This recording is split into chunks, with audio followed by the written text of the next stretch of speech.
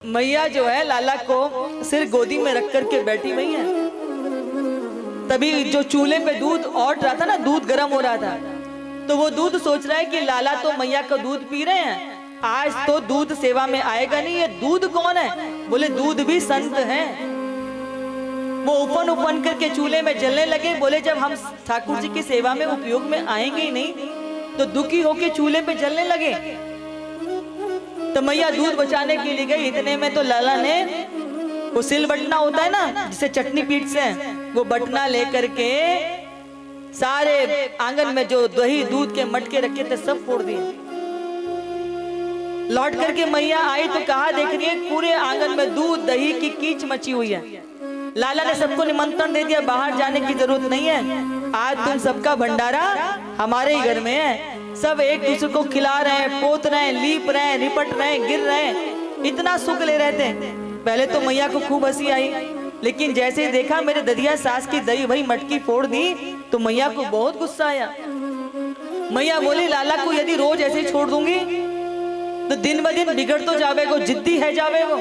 आज मैया मोटो सो डंडा लेके आई है। जैसे ही लाला ने देखो डंडा लेके आई, सारे ग्वाल बाल सब भाग गए, छिप गए। कन्हैया बोले, मैया आज ही तुम मोटो सो डंडा लेके आई है। मैया बोली, लाला याद है तेरी पूजा करूंगी। कन्हैया सोचने लगे, मैया बचपन से नई नई पूजा करे करी। बोले, मैया सच्ची में पूजा करेगी? मुंह को तो डर लग रहा है।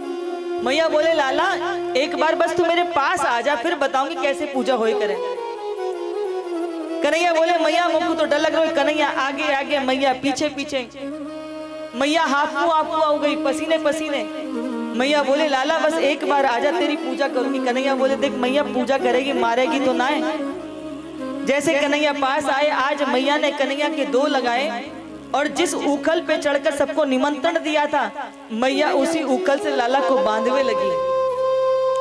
उखल से कन्हैया के पेट पर रस्सी बांधी है, इसीलिए ठाकुर जी का एक नाम क्या पड़ा है? दामोदर। ये जो कार्तिक का महीना जो निकला है ना, ये जो कल पूरा हुआ है, इसको दामोदर मास भी कहते हैं। अब यहाँ रस्सी 2 अंगुल छोटी पड़ जाती बार बार, जैसे गांठ लगाने का समय आता रस्सी 2 अंगुल छोटी पड़ जाए। फिर सेविकाओं से रस्सी मंगाए, फिर जोड़े, पर जैसे ही गांठ लगा में फिर अंगुल 2 छोटी। 2 शक्तियां लड़ रही हैं। भगवान की माया शक्ति कहती है कुछ भी हो जाए बांध के रहूंगी, और भगवान जो नहीं बंधने दूंगी ठाकुर को। और मैया की प्रेम शक्ति कहती है चाहे कुछ भी हो जाए पर अपने प्रेम में बांध के रखूंगी। मैया ने देखा कि लाला तो बंधने में नहीं आ रहे, तो मैया ने अपनी चोटी में से रिबन निकाला, फीता निकाला, और जैसे ही रस्सी में बांधा और फिर लाला को बांधा तो लाला बंध गए। क्योंकि मेरे ठाकुर जी को कैसे बांधा जा सकता है? बोले एकमात्र प्रेम के बंधन में बंधते हैं। प्रेम से बंध गए ठाकुर जी। मैया भीतर चली गई, सारे ग्वाल बाल फिर इकट्ठे हो गए। अब नया खेल शुरू हो गया। कन्हैया ने एक झटका दिया, उखल नीचे गिर पड़ा। कन्हैया आगे आगे, उखल पीछे पीछे, और कौन सी लीला शुरू हो गई?